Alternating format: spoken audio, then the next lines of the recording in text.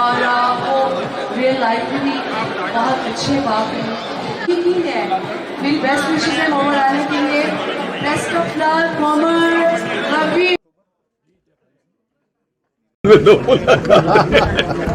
ऐसी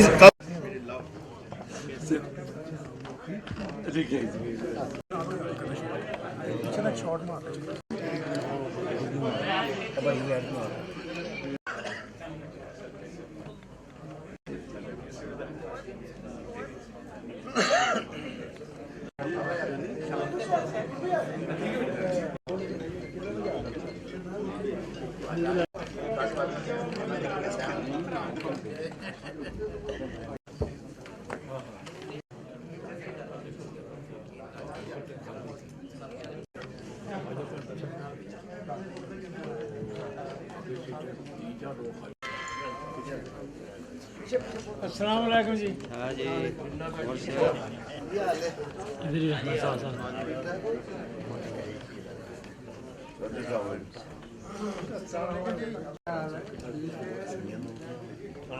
ठीक है। क्या हाल है? करिए से बेटा।